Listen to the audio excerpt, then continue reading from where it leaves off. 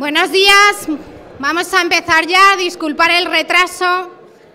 Buenos días, compañeros y compañeras. Buenos días, vicepresidenta primera y ministra de Hacienda, María Jesús Montero. Gracias a todos y a todas por acudir al llamamiento a esta asamblea de delegados y delegadas que convocamos para este 1 de mayo, aquí en Madrid.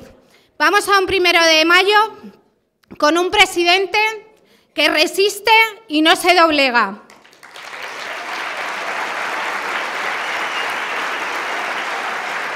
Y mirar, era importante porque este país solo avanza en derechos sociales y laborales con gobiernos de izquierdas.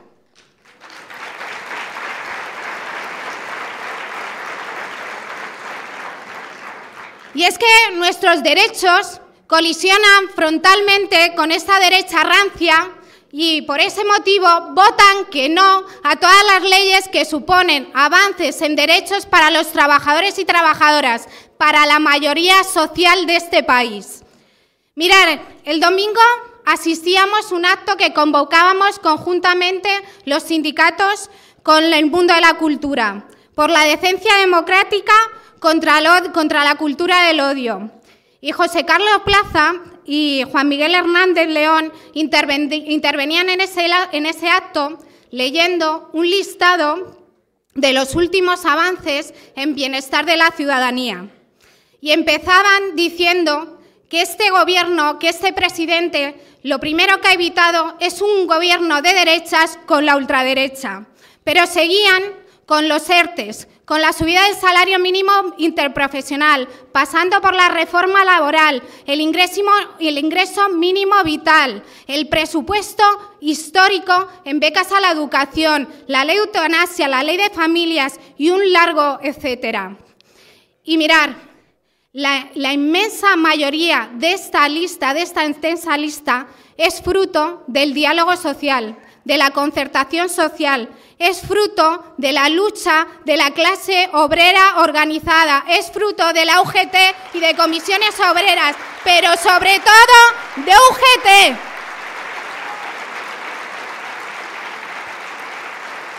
Mirad, me venía a la cabeza un poema de Mario Benedetti, No te salves, porque este presidente, nosotros como sindicalistas, hemos elegido no permanecer equidistantes a la mentira, a los bulos, a las falacias, a las amenazas, al fango, y hemos decidido no salvarnos. Hemos decidido no reservarnos un sitio tranquilo en el mundo y hemos decidido no permanecer inmóviles al borde del camino. Y hemos decidido luchar y preservar la democracia de este país. Defendemos la democracia cada vez que no consentimos en un centro de trabajo que un compañero vea vulnerado un derecho. Defendemos la democracia cada vez que nos sentamos en una mesa de negociación en un convenio colectivo. Defendemos la democracia cada vez que no nos callamos frente a una agresión machista. Defendemos la democracia cada vez que salimos a la calle por la sanidad pública, cada vez que defendemos los servicios públicos, cada vez que salimos a la calle exigiendo condiciones dignas para todos los trabajadores, como lo han hecho recientemente nuestros compañeros trabajadores del campo, como lo están haciendo los compañeros y compañeras en Madrid por la educación, los docentes y docentes de esta comunidad exigiendo unas condiciones dignas en la educación madrileña. En esta comunidad lo exigimos y defendemos la democracia exigiendo la recuperación de las 35 horas para los funcionarios de esta comunidad. La democracia, este sindicato la defiende todos y cada uno de los días del año, la defendemos negociando en las empresas, en los centros de trabajo, planes de igualdad para cerrar las brechas de género, planes LGTBI para cerrar la discriminación del colectivo LGTBI en las empresas, pero también defendemos la democracia exigiendo la restauración de la paz. Y mirar, vamos a un 1 de mayo en un contexto a nivel global, en un mundo cada vez más globalizado, donde enfrentamos 3 grandes desafíos. El cambio climático, ese desafío climático, el desafío de la regulación de la inteligencia artificial y un desafío que es no matarnos entre nosotros, las guerras. En relación a este último desafío, vivimos un contexto internacional convulso, un mundo cada vez más violento, donde se vulneran de forma sistemática en gran parte del mundo los derechos humanos. Y vivimos una situación insoportable. A las guerras de Ucrania y de Gaza se suman grandes conflictos armados, al menos 9 grandes conflictos armados. A la invasión de Putin en Rusia, al desastre que está sucediendo en Gaza, se suman las guerras en Burkina Faso, en Sudán, en Yemen, Nigeria, Myanmar, en Siria y en Somalia. El quebranto a la paz es un atentado directo a los trabajadores y trabajadoras de las zonas de conflicto. Su seguridad, su supervivencia, incluso su vida se ve amenazada, pero es una amenaza también para toda la clase trabajadora del mundo, más en un mundo globalizado, como os decía. Lo hemos visto claramente en este país, los trabajadores y trabajadoras, con las consecuencias de la guerra de Ucrania. Y la paz es ahora, como ya lo fue a mediados del siglo XX, un conflicto sindical de primer orden, y por eso es el primer contrato que los sindicatos de clase tenemos que arrancar, exigiendo a los gobiernos, a la comunidad internacional, el restablecimiento de la paz. España, junto a la Unión Europea, tiene que ser un actor principal en la solución para los conflictos de Ucrania y de Gaza. La masacre a la indefensa población civil palestina debe detenerse inmediatamente, y la solución solo pasa por el reconocimiento y la construcción internacional del Estado palestino. Vivimos a nivel nacional un momento de recuperación y conquista de derechos, lo hemos dicho, fruto del diálogo social, de la concertación social. Crece el empleo, desciende el paro, la temporalidad ha caído casi a la mitad. Tenemos una cifra récord de afiliados a la Seguridad Social, 21 millones de personas afiliadas. Este ha sido nuestro papel, el papel de los sindicatos para el fortalecimiento de la democracia, mientras otros enguarran y ensucian la calidad democrática de este país. Los sindicatos somos motor, lo hemos sido siempre, de transformación social, de avance de derechos sociales. El sindicalismo es el mejor instrumento para combatir la desigualdad, porque allí donde hay organizaciones sindicales con capacidad, con poder y con fuerza para decidir, la vida de la clase trabajadora mejora. Nuestro compromiso este 1 de mayo con toda la clase trabajadora es claro y contundente: trabajar menos y vivir mejor. Este es nuestro compromiso con los trabajadores y trabajadoras del país y con los trabajadores y trabajadoras madrileños. Reducir el tiempo de trabajo sin reducir el salario, porque queremos ser más felices, porque seremos más productivos, porque queremos contaminar menos y tener mejor salud, y porque queremos más tiempo para nuestra vida.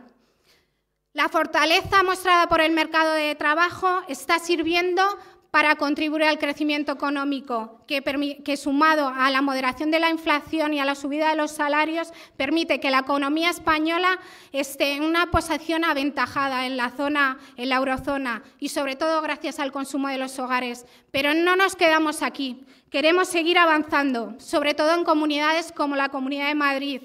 Nuestras reivindicaciones para este 1 de mayo son muchas, y en nuestra agenda sindical aún están pendientes muchas cuestiones: el pleno empleo, subir los salarios, reducir la jornada de trabajo, proteger el contrato para disuadir del despido ilegal, democratizar la toma de decisiones en las empresas, mejorar el acceso a la vivienda, mejorar las políticas activas de empleo y los servicios públicos de empleo autonómicos, también en la Comunidad de Madrid. Queremos una estrategia de cuidados potente para que exista una verdadera corresponsabilidad con las mujeres de este país. Queremos acabar con todas las discriminaciones laborales en los centros de trabajo, eliminando la brecha de género, la precariedad laboral de la juventud, la discriminación de las personas trans y LGTBI, pero también de las personas con discapacidad. Debemos afrontar las transformaciones globales del mercado de trabajo abordando los efectos del cambio climático, del cambio tecnológico, pero también del cambio demográfico, gestionando dichos cambios sin que se incrementen las desigualdades ya existentes. Y esto va a marcar no solo la forma en la que trabajamos, sino la forma en la que vivimos y va a condicionar nuestros derechos de ciudadanía. Y esto solo se puede conseguir avanzando en mejoras en la legislación laboral. Y ahora toca proteger el contrato, repartir los márgenes empresariales, seguir mejorando el empleo y los salarios, reduciendo la jornada y cuidando de la clase trabajadora.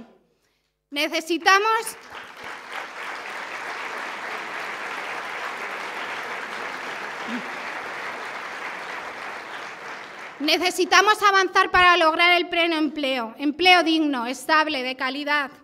En la Comunidad de Madrid tenemos una tasa del 10% de desempleo.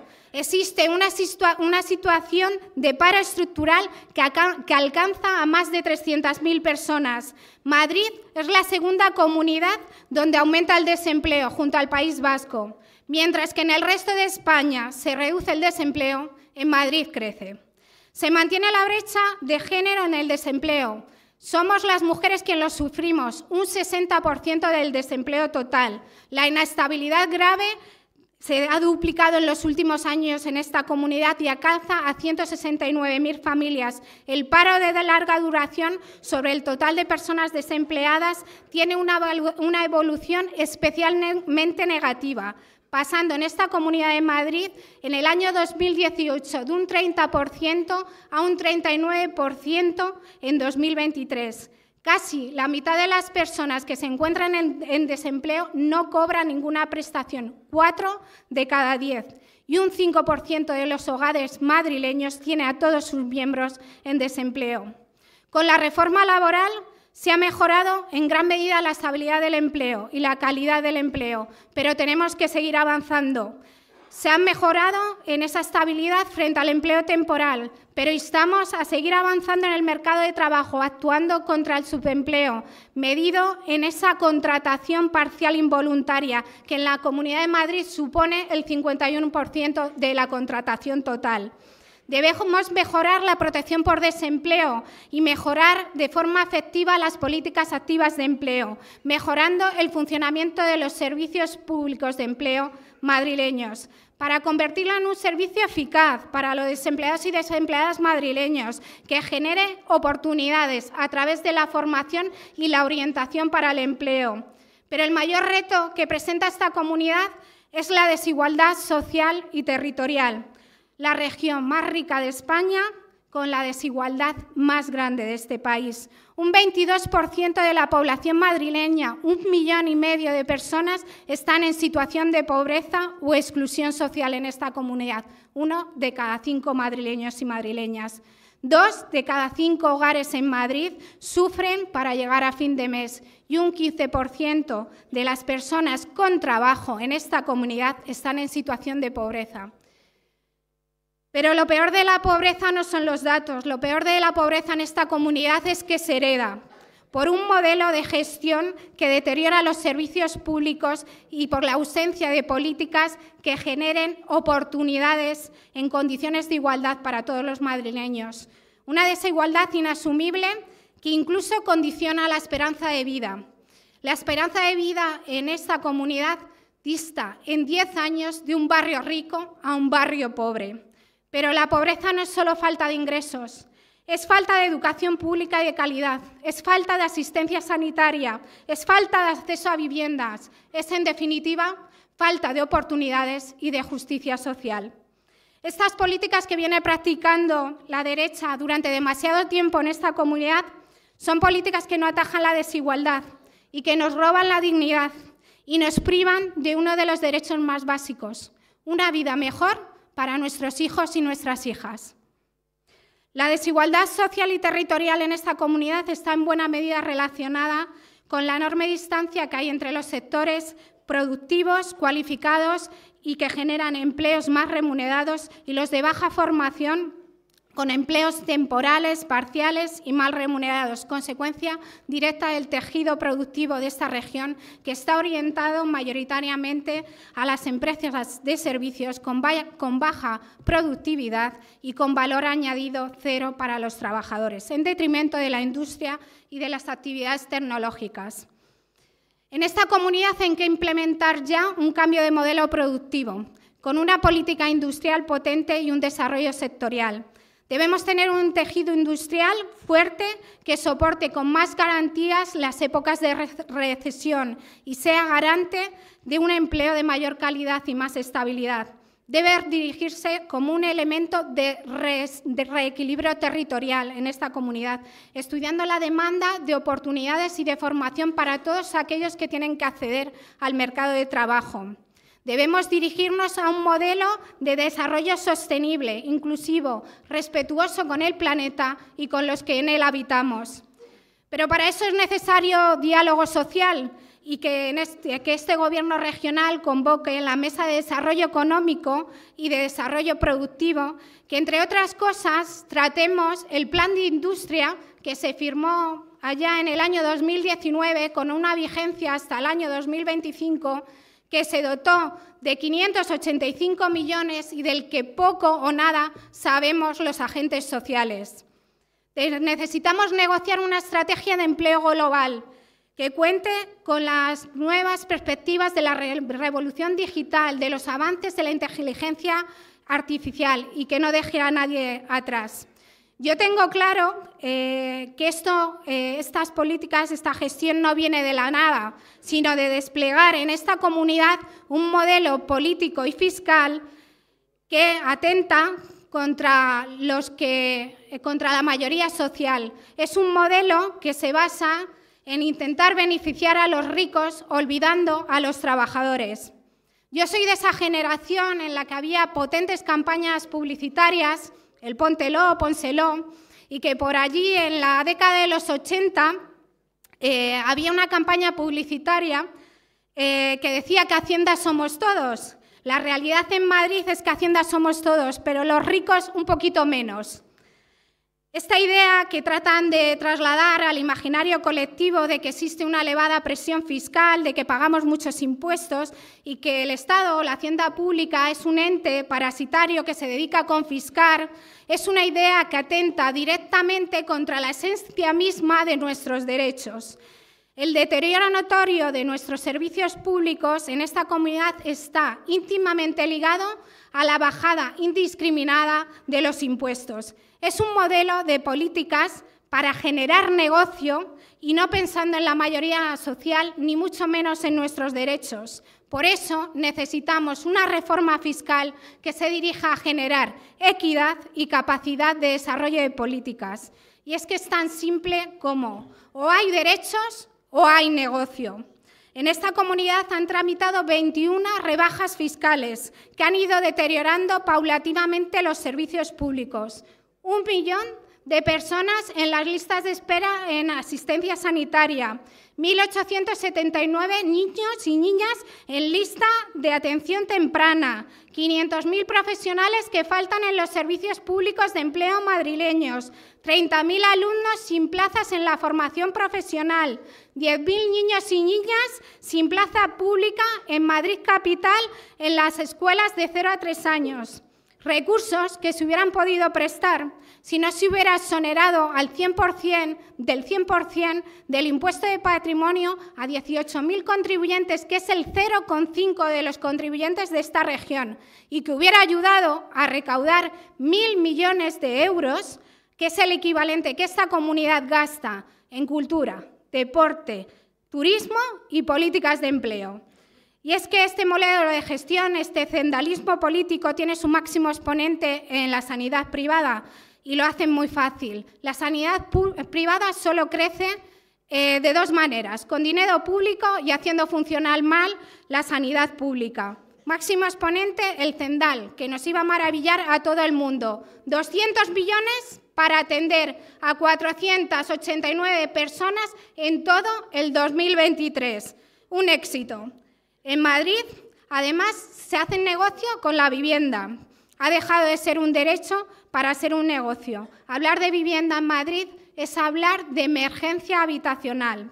Las viviendas, las familias en esta comunidad tienen que huir para poder adquirir una vivienda a un precio asequible. El precio de la vivienda en esta comunidad ha subido en los 7 últimos años, tanto que al negocio del alquiler de la vivienda se ha sumado el negocio del alquiler de las habitaciones y que están al precio que debería de estar un piso.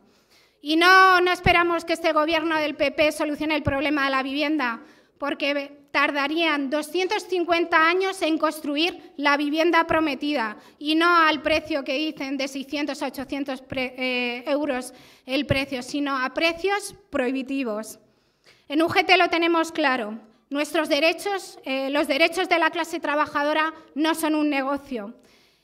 Y ya está bien de que se mida la riqueza o se redefina la riqueza de una sociedad en el crecimiento del PIB. El PIB mide el crecimiento de la actividad económica, pero no mide el progreso en una sociedad. Sí lo mide el desarrollo sostenible a través de parámetros de justicia social, de equidad económica y de respeto medioambiental.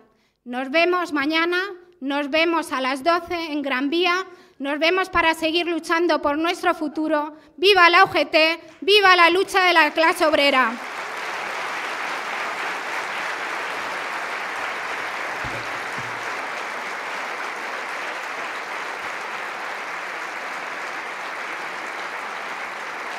Y os dejo con la vicepresidenta primera, ministra de Hacienda, María Jesús Montero.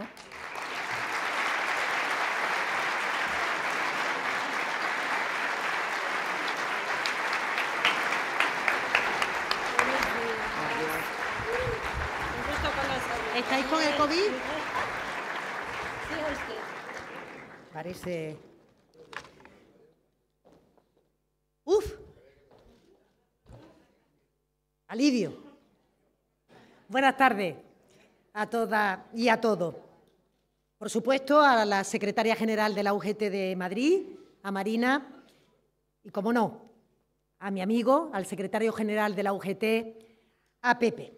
Y permitidme que empiece justamente por aquí, dando las gracias de corazón a la Unión General de Trabajadores y muy especialmente a Pepe Álvarez por el apoyo, por la solidaridad mostrada estos días al presidente y a la acción del Ejecutivo. Gracias, Pepe. Gracias, UGT.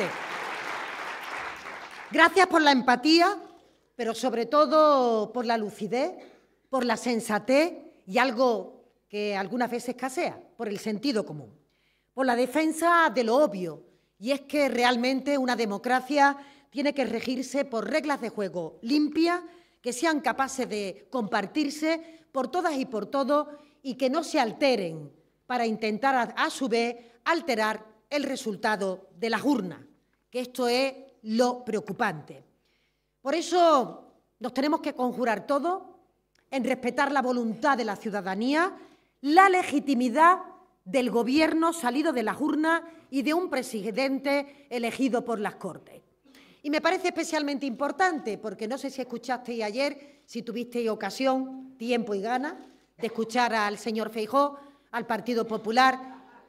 Me parece demoledor, demoledor. O sea, que el presidente del Partido Popular diga que lo que hay que hacer es permitir el paso de un gobierno democrático, significa que vuelve a tachar de ilegítimo el gobierno de Pedro Sánchez, vuelve a sembrar la duda del odio, del rechazo, en definitiva de que todo vale, puesto que alguien usurpa el poder y vuelve a hacerlo después de 5 días de reflexión en donde todos, de una u otra manera, hemos pensado a propósito de esto, menos el Partido Popular, que le decía yo a Pepe, Pepe, es que si el Partido Popular piensa en esto y toma nota de lo que está ocurriendo, ¿con qué se queda?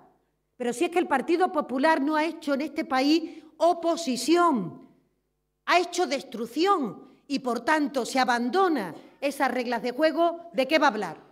¿De la economía, que está creciendo? ¿De la política de vivienda que radica básicamente en comunidades autónomas que ellos gobiernan? ¿De qué va a hablar? Si, en definitiva, el único interés desde el comienzo de mandato de Pedro Sánchez allá por el año 18 ha sido, como en el 2004, decir que se era ilegítimo a la hora de representar a los españoles y que, por tanto, había que repetir hasta que los dados te den los números que vas buscando las elecciones para que realmente la legitimidad volviera a las instituciones. Y es que es verdad que en este momento no se acepta ese resultado de las urnas, por obvio que ello sea, y por eso es también muy importante recordar cuáles son las bases imprescindibles que hacen posible la convivencia y defender ante quien pretende degradarla con intereses, quizás no muy transparentes, pero sí muy claros, que están detrás de todas estas maniobras de desestabilización. Yo quiero agradecer lo que habéis hecho este fin de semana, a nivel de organización y a nivel particular, cada uno de los progresistas de este país. Pepe, por tu caso, reivindicando que claro que merece la pena el esfuerzo colectivo de una mayoría del país, de todo un país que aspira a ser mejor, a tener mejores condiciones de igualdad, cohesión, justicia social o redistribución de parte de la riqueza como eje de cohesión también entre los ciudadanos. Una mayoría social que aspira a que la política resuelva sus problemas. Imagínense cómo de forma permanente el Congreso de los Diputados, el Senado mucho más, se convierten en escaparate de una forma de hacer política que rechazamos todos los demócratas, en el que el ruido, la falta de respeto, la difamación parecen que es la tónica dominante de los servidores públicos. Vergüenza por parte de todos de que ese espectáculo perdure, se siga reproduciendo y realmente la democracia se vea impotente ante un nuevo desafío que tenemos en el siglo XXI de cómo hacer frente a todo esto, máquina del fango, a todo esto, incentivación al odio, a todo lo que la ultraderecha con la derecha está por el conjunto del mundo intentando propagar con resultados. No nos podemos olvidar, queridos compañeros, que a veces han sido realmente coincidentes con sus propios intereses. ¿Recordáis? En Estados Unidos, por ejemplo, con la irrupción de Trump. Y nuevamente esa maquinaria se pone ahora otra vez en acción, se ha puesto desde que Trump perdió las elecciones allí mismo para volver a intentar trasladar que realmente no hay solo que un camino, que todos aquellos que están en el poder desde la perspectiva de izquierda son corruptos o simplemente no responden a los intereses de las mayorías. Se busca ese ruido. Este ruido no es casual y realmente muchos de nosotros a veces nos hemos planteado cómo se defiende uno ante esta situación. ¿Realmente callado? Aprendimos en las elecciones del 23J que ese silencio hacía que la no verdad, esa parte de la difamación, de la mentira, se instalara como verdad no cuestionada, como verdad no peleada. ¿Qué hacemos? Una estrategia de intentar ponerlos en el espejo y, por tanto, que ellos se vean que se aplican los criterios que aplican sobre los políticos de izquierda, al final son los primeros que tendrían que pedir perdón. Entonces la gente dice, oye, que entráis en la política del tú más, que eso no le beneficia a la izquierda, que entonces, ¿cuáles son las armas que tiene la democracia española e internacional para combatir la desinformación, para combatir los bulos, ese fango que hace que se aleje la mayoría social de la política y, por tanto, permita que se abran camino los intereses particulares, los intereses de siempre, que están enormemente activados para derrocar al poder legítimo cuando es un poder que no responde a esos parámetros y que representa a esa mayoría social? Créanme que os diga, no es un debate fácil, ni tampoco se puede descomplejizar, porque si intentamos llegar con respuestas que sean solamente parciales, no vamos a evitar que siga teniendo el impacto que está teniendo en términos de ciudadanía y en términos, sobre todo, de desapego de la política. Por eso yo creo, de verdad, que todos nos hemos sentido conmocionados en los últimos días. Y nos hemos sentido conmocionados cuando somos conscientes de algo que empezábamos a asimilar como normal en la vida política. Que alguien te grite desde un bar o te grite por la calle, a todos nosotros nos pasa. Cuando saben que sois de la UGT o del Partido Socialista o de cualquier otra formación de izquierda, se creen que se pueden permitir el lujo de denostarnos y, lo que es más grave, la gente joven, que después cuando llega a su casa probablemente se apunta como un premio el haber dicho en la cara de alguien en PP, que esto lo hemos hablado muchas veces, traidor, rompepatria, corrupto, sinvergüenza o cualquiera de los insultos que a veces nos dedican. Y habíamos empezado a asumir como algo que parecía estar inherente en este momento a la vida pública. Y por eso el grito de basta ya, de desesperación ante esta situación de Pedro Sánchez ha conmovido al conjunto de las conciencias personalmente, pero también colectivamente, poniéndonos encima de la mesa el reto de cómo tenemos que responder ante algo que es la peor agresión que la democracia ha tenido en los últimos años. Esa falta de ética, esa desinformación, con la alianza, hay que decirlo, de otros poderes que también se alimentan de esta cuestión hasta el final de la cadena, de manera que el rival político se convierte en enemigo, en adversario a batir, y en esa política todo vale para intentar quitar de en medio, en sentido civil, a todos aquellos que realmente no están defendiendo ese interés particular.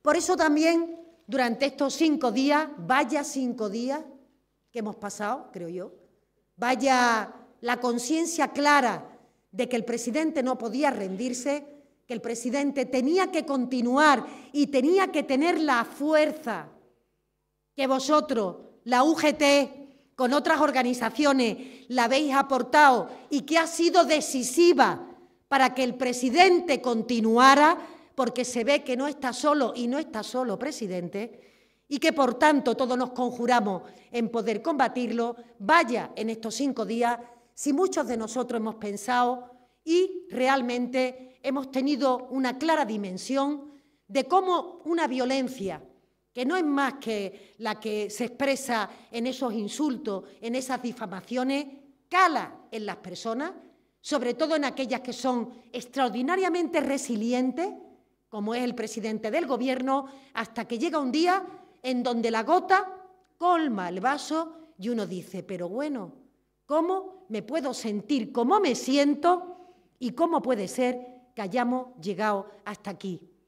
Y yo le digo a todos los ciudadanos, pero básicamente al presidente, me encanta la humanidad en la política.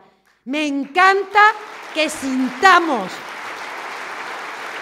Me encanta que seamos capaces de reconocer que hay cuestiones que duelen, que hay situaciones en las que uno se siente impotente, que muchas veces el ejercicio del gobierno, del poder, del cargo sindical, conlleva soledad, que hay veces que nuestros entornos familiares, los lugares donde tenemos que equilibrar las energías, se ven atacados y se ven repercutidos hasta el punto de desestabilizarnos a nosotras y a nosotros mismos. Algo que conocemos bien los que nos dedicamos desde hace mucho tiempo a la política y que conocemos bien también las mujeres, que siempre hemos reivindicado que los entornos eran imprescindibles para que realmente la persona que tiene la tarea asignada tenga toda la plenitud para poder desarrollarla. Y esa imagen que a veces se ha querido proyectar de un presidente del Gobierno impasible, frío, calculador, ¿cuántas veces hemos escuchado esta cuestión?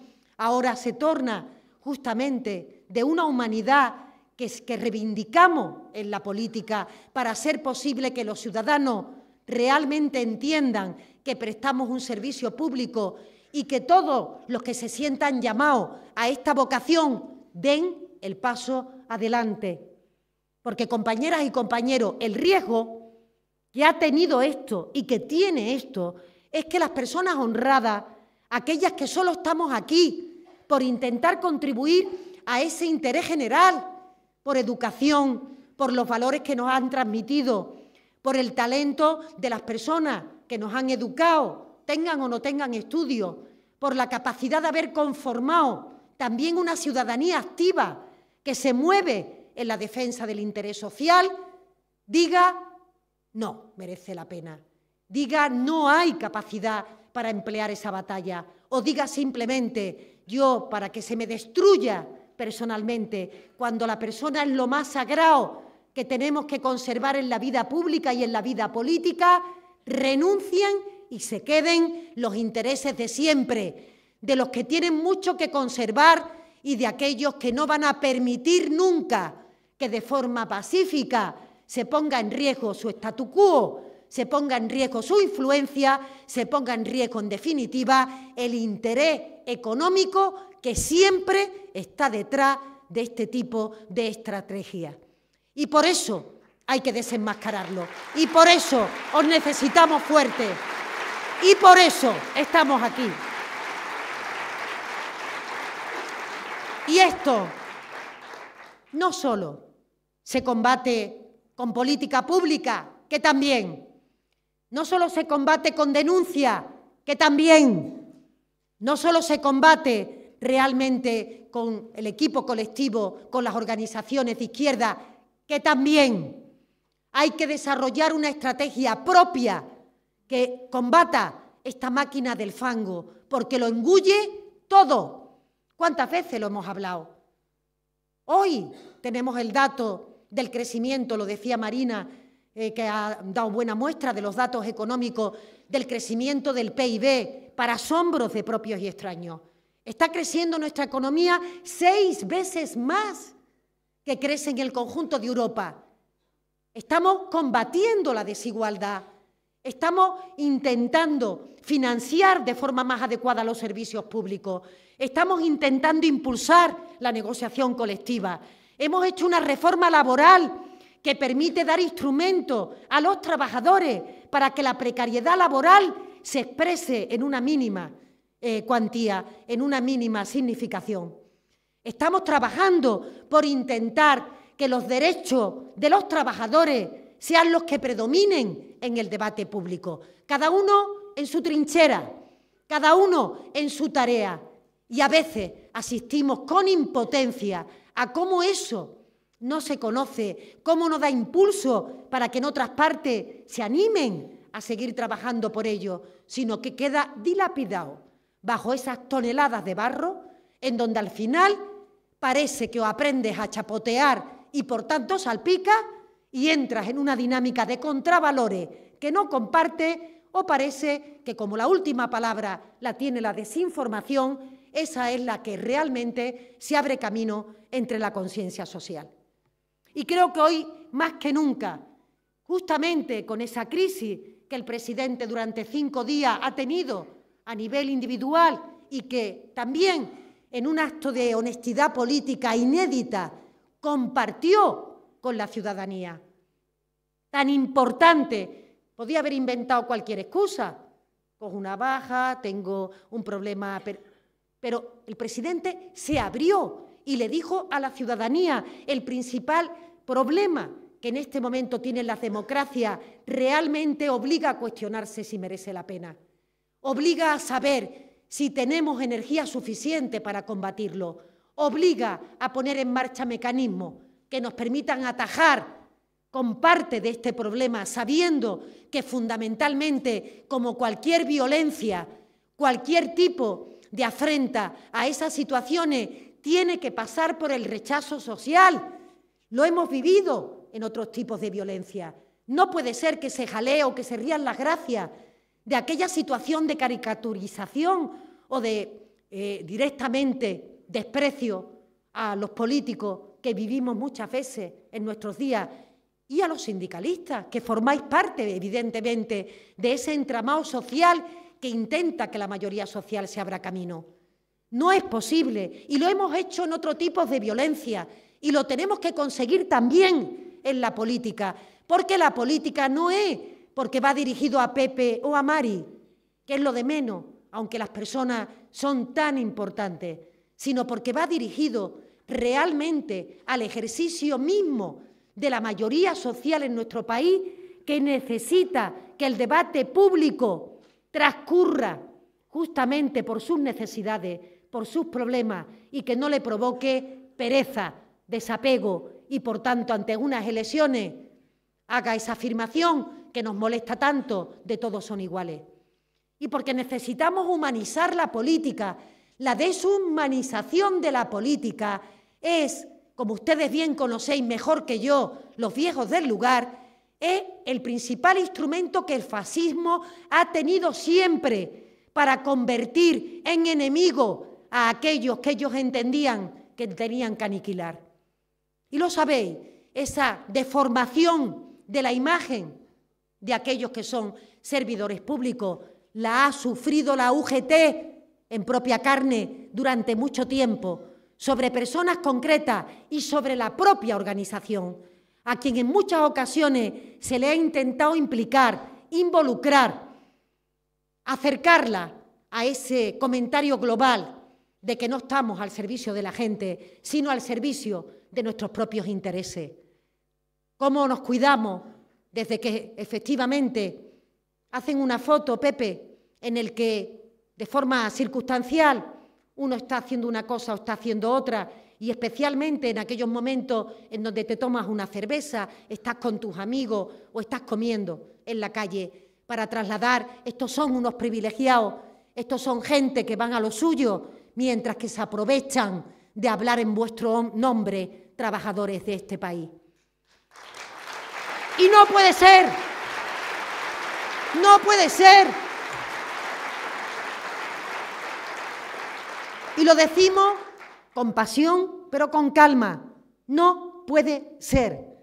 Tenemos que aprender, y no va a ser fácil, tenemos que aprender a que se abra camino ese debate público de los problemas de los ciudadanos, y tenemos que aprender a abrir un debate público sobre la humanización del servicio público, de las personas que estamos, que lo sabéis, intentan aparecernos como paniaguaos, intentan aparecernos como rentistas, intentan aparecernos como personas que van a lo suyo, en vez de reconocer que hay que hacerlo cada día públicamente, el esfuerzo, el sacrificio, las horas quitadas a la familia, al sueño, al divertimento de miles de hombres y mujeres de la UGT, de las organizaciones de izquierda, que estamos ahí al pie de cañón, cada día de nuestra vida.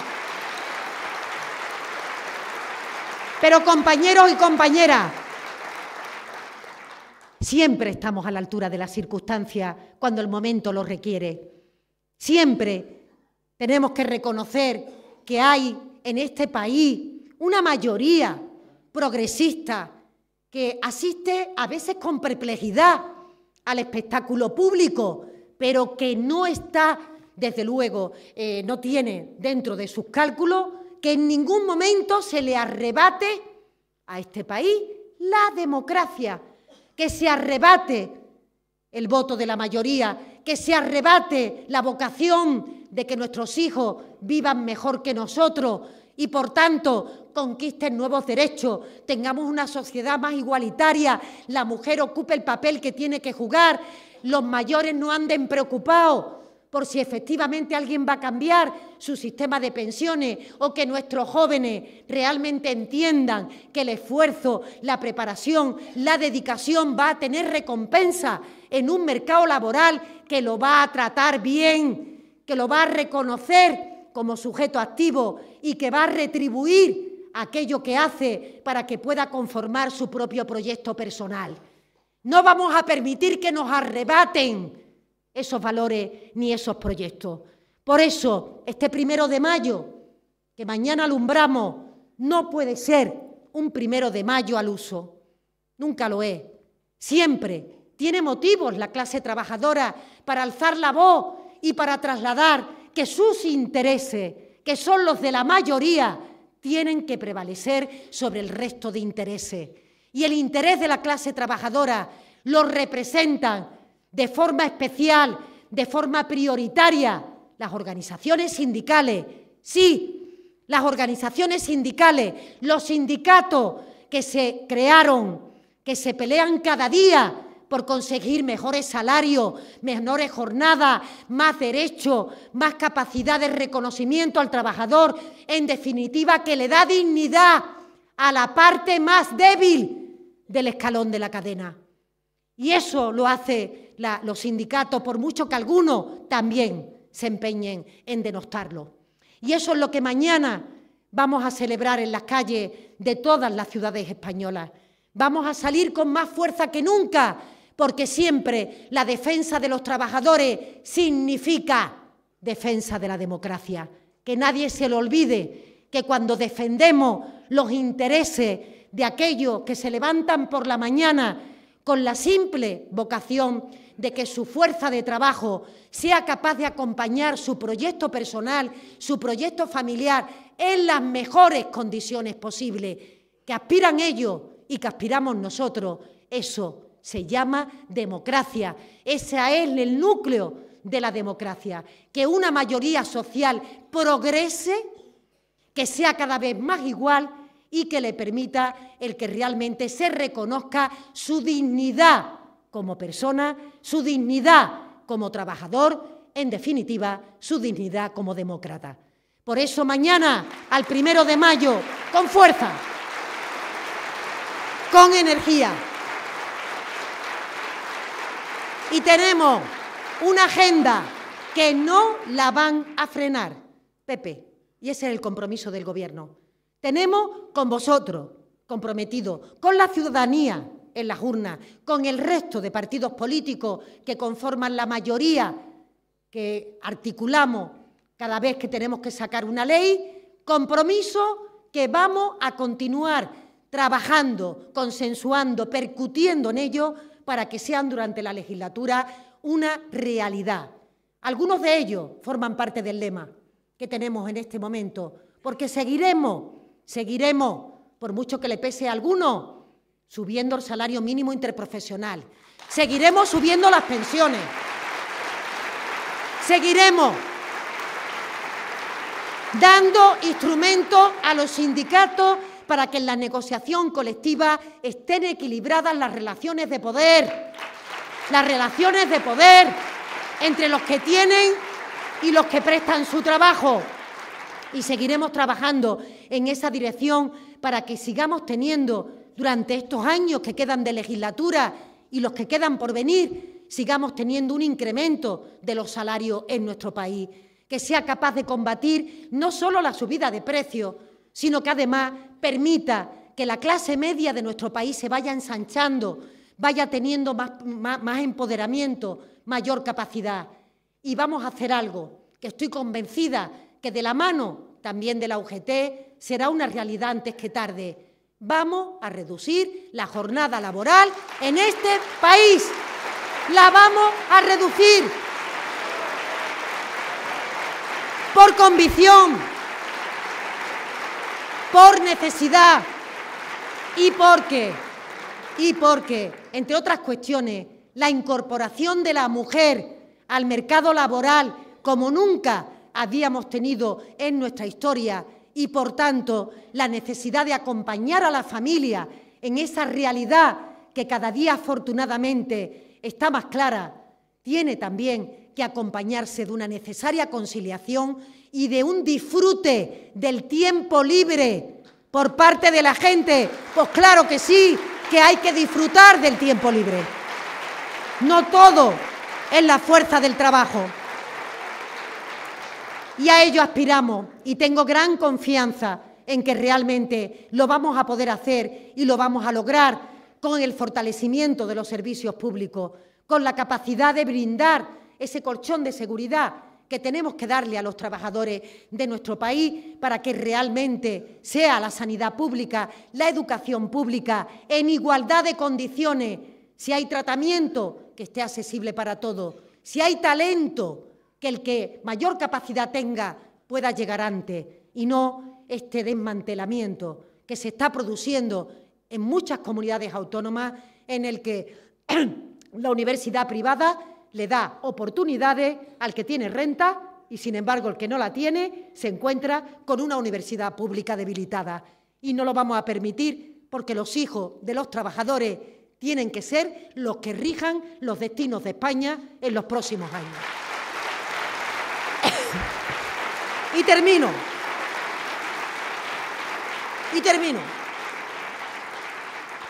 No sin antes agradecer permanentemente no solo el apoyo público, que por supuesto, también el soporte que Pepe Álvarez, que es líder de vuestra organización, permanentemente pone a disposición de todos aquellos que tenemos la enorme responsabilidad de desarrollar nuestra tarea de gobierno. Mucho más importante, Pepe, de lo que a priori uno puede pensar que significa su apoyo, su opinión y su crítica, incluso su crítica. Pepe es crítico, como nos podéis imaginar. O sea, ya lo sabéis, porque lo es seguro con las federaciones también, ¿no? Porque es una persona que aspira más permanentemente y mejor, más y mejor, y que por tanto siempre tiene un elemento añadido en el que poder. Pero yo me siento tan orgullosa de que personas con nombres y apellidos hayan heredado el mejor talento de nuestras organizaciones para permitirnos que los que queremos aprender cada día seamos capaces de enriquecernos de ese testimonio, de ese consejo o simplemente de esa opinión que evidentemente en este 1 de mayo quería reconocer de forma muy expresa su apoyo permanente y también su crítica permanente para que el Gobierno siga avanzando y para que una organización como el Partido Socialista sepa que siempre va a tener otras organizaciones hermanas a su lado que le van a permitir que cuando hay un problema o cuando tenemos debilidad, flaqueza en nuestras energías,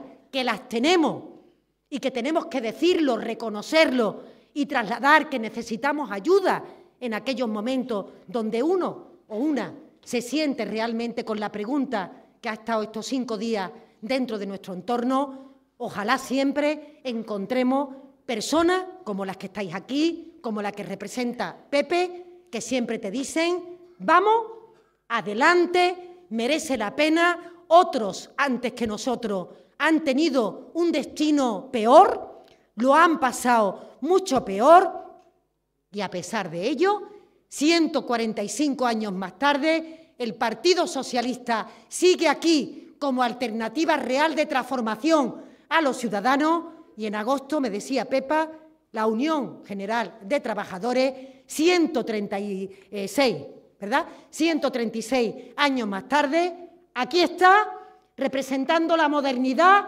la innovación, el nuevo grito de la clase obrera, en definitiva, defendiendo la democracia. Gracias, Unión General de Trabajadores, viva la UGT, viva la clase trabajadora, viva la democracia.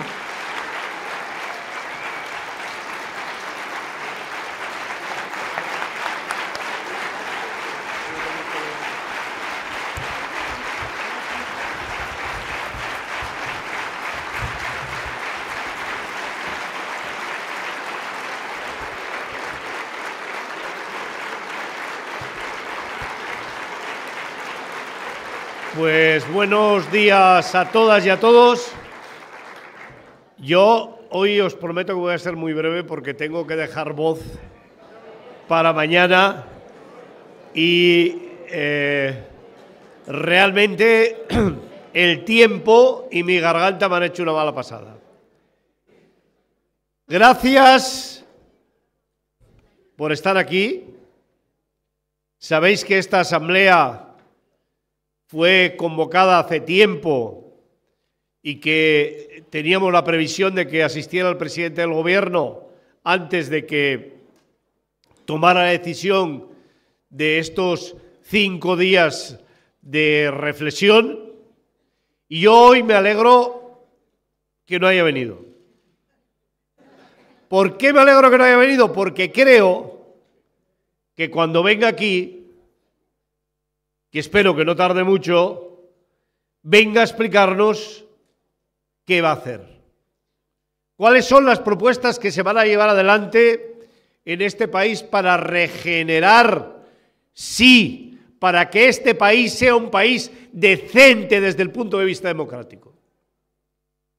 Porque, compañeros y compañeras, necesitamos que las fuerzas políticas, si es posible todas, si es posible la mayoría más amplia, pero que en todo caso las fuerzas políticas de progreso puedan hacer cambios sustanciales en algunas cuestiones.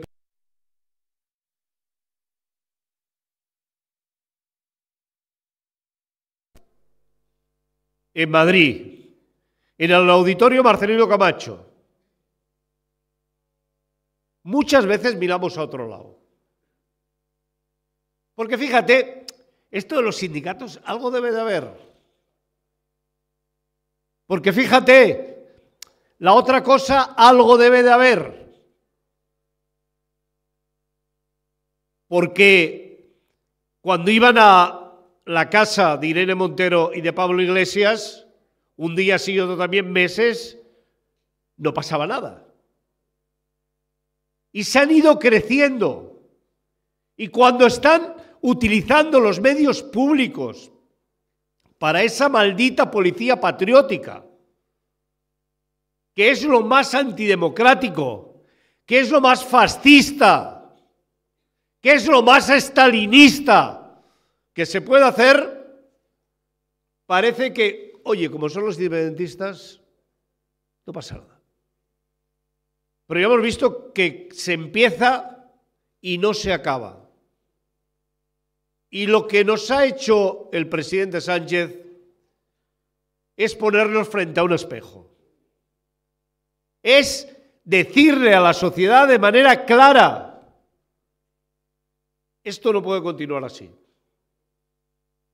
Por eso yo le quiero agradecer su paso, su demostración de humanidad, su capacidad de empatía con tanta gente en este país.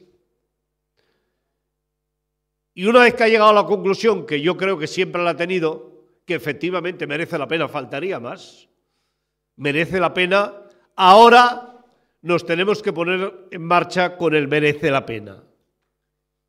Esa creo que es la cuestión fundamental. Por eso yo ya os digo que lo voy a invitar a que venga a con el merece la pena. Que podamos saber para poder defender, porque hay que defenderlo en los centros de trabajo, hay que defenderlo en la calle, hay que acabar con esta insidia permanente de esta gentuza que publican y que dicen que el secretario general de la UGT tiene un piso que vale no sé cuánto, y no explican que hace 32 años que tengo un piso compartido, pero ya está bien. Pero ¿por qué tenemos que aguantar tanta insidia y tanta media verdad que son mentiras como la copa de un pino? ¿Nos explican qué tienen ellos? ¿Nos explican quién los subvenciona? ¿Tenemos transparencia para saber cuáles son las subvenciones y de qué empresas están viviendo algunos de estos medios? Por decirlo de alguna manera. ¿Cuántos de ellos ni siquiera publican la publicidad? Pagan las empresas la publicidad para que no la publiquen porque les da vergüenza que publiquen en ese medio la publicidad. Y compañeros y compañeras, hay que defender claramente, los jueces no eligen a los jueces. ¿Esto qué es? ¿Esto qué es? ¿Qué pasa? Que los ingenieros eligen a los ingenieros, sí, para el colegio profesional. Que los médicos elijan a los médicos, sí, para su colegio profesional. Que los abogados elijan a los abogados para su colegio profesional. Pero los jueces no pueden elegir un órgano que no afecta solo a los jueces, que afecta a los ciudadanos y a las ciudadanas. El principio de soberanía reside en las Cortes Generales. Y más allá de los debates que deberían de ser de una cierta profundidad, y siempre, no solo cuando gobierna la izquierda, siempre en relación con los candidatos, en eso la democracia americana creo que es un ejemplo claro. Aparte de eso, quien tiene que tener el poder de todas y cada una de las instituciones del Estado es la soberanía popular, son las Cortes Generales. Claro, nos van explicando este rollo de que los jueces eligen a los jueces y hay gente que encuentra que dice, pues sí, ¿pero por qué? ¿Sabéis? Voy a haceros una pregunta. ¿Cuántos de vosotros conocéis a una familia de vuestro entorno que tenga un hijo juez? Alguien, una persona. ¿Cuántos jueces tenemos en nuestro país que vengan de los barrios populares? Es que llegar a juez no es una cuestión sencilla. Tienes que tener medios para poder estudiar una carrera. Tienes que tener medios para preparar oposiciones. Y finalmente, tienes que tener tutores que son jueces que permitan que continúes la carrera. Las asociaciones de jueces, ellas mismas se definen. Las ampliamente mayoritarias son conservadoras. Pero lo dicen ellas, no lo decimos nosotros. Por tanto, tenemos que conseguir que la justicia responda al principio de igualdad. Tenemos que conseguir que la justicia esté al servicio de la legalidad de los ciudadanos y de las ciudadanas. Y hay muchos jueces, yo creo que la inmensa mayoría, que lo están, sin ningún lugar a dudas. Pero tenemos que conseguir que si hay alguien que no lo está, haya mecanismos para poder apartarlo. Porque ese principio, que es el Consejo General del Poder Judicial, todo es dicho de paso, por eso no se renueva, ese principio, compañeros y compañeras, es imprescindible. Por tanto, el presidente del Gobierno va a contar con nuestro apoyo, ¿cómo no? Nosotros somos una organización de trabajadores y de trabajadoras. Las organizaciones de los trabajadores y las trabajadoras sin libertad no vivimos. Las de las patronales sí. La derecha vive también. Nosotros no vivimos sin libertad. Para nosotros la democracia, que es consustancial con la libertad, es el aire que necesitamos para respirar. Es el aire que necesitamos para respirar y conquistar derechos para los trabajadores y las trabajadoras de nuestro país. Por eso, compañeros y compañeras, hoy hay que decir que merece la pena. ¿No ha merecido la pena una reforma laboral que ha conseguido cambiar la vida de 3,5 millones de personas, más de 3,5 millones de personas, que estaban en una situación de precariedad y que ahora tienen un contrato indefinido? ¿No ha merecido la pena que desde el año 16 hayamos subido un 70% el salario mínimo interprofesional?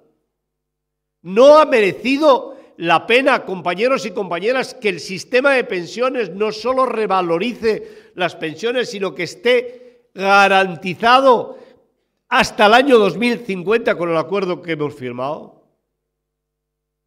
No va a merecer la pena que podamos conseguir que las mujeres de este país, una parte muy importante de las mujeres de este país, que son la mayoría que trabajan en las empresas donde la jornada es más grande, y los hombres, pero las mujeres son la mayoría de esas empresas, podamos disfrutar de la jornada de 37 horas y media. No merece la pena que finalmente el gobierno dé un paso adelante y definitivamente sitúe a las organizaciones sindicales en el papel que les corresponde con una ley de participación institucional que nos pague los gastos que cada día hacemos los sindicatos.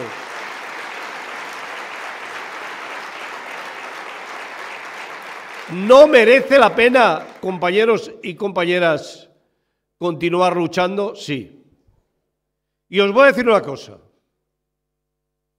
Si esta situación se hubiera producido con un presidente de gobierno que no fuera del Partido Socialista, la Unión General de Trabajadoras y Trabajadores tendría exactamente la misma posición. Porque la democracia hay que respetarla. La soberanía popular hay que respetarla.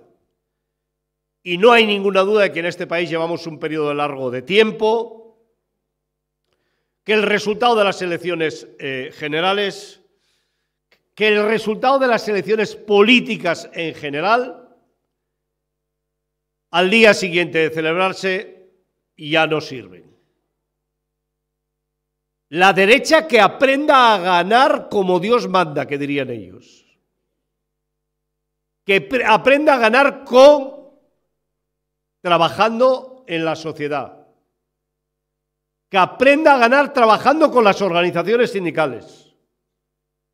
Yo estaría encantado con que en estos momentos supiéramos que no nos van a tocar ninguna de las conquistas que hemos conseguido en los últimos años.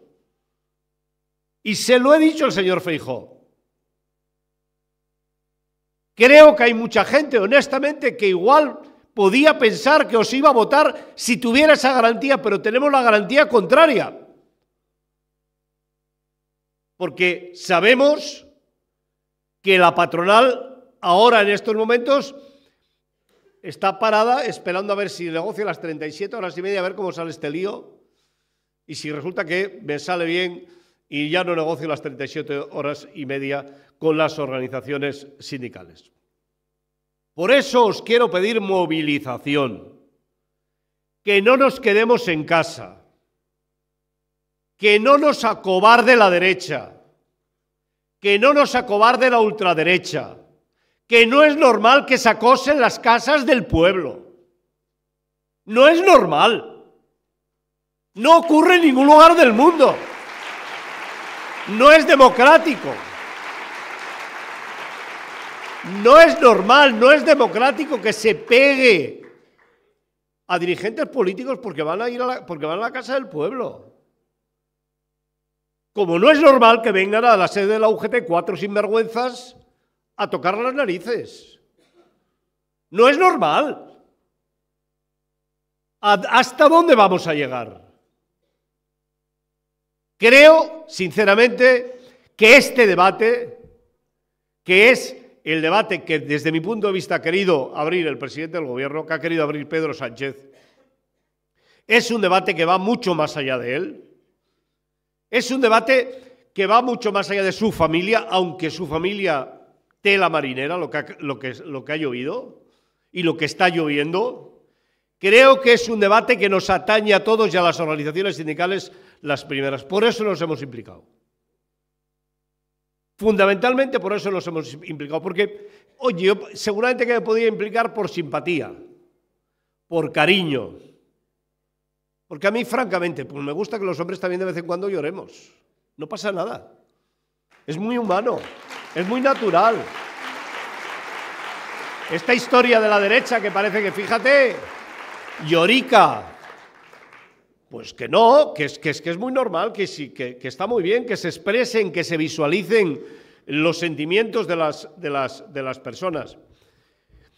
Pero lo hemos hecho por algo más grande, que es la calidad democrática, que es frenar en seco la represión que venimos padeciendo en los últimos años. Y si no, que les pregunten a nuestros compañeros de Andalucía.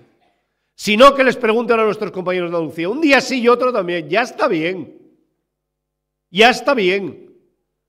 Regeneramos, hacemos lo que no está escrito. Cambiamos las ejecutivas enteras con personas que ni siquiera han tocado esa materia para poder partir de cero. Y a nosotros nunca nos dejan poder partir de cero.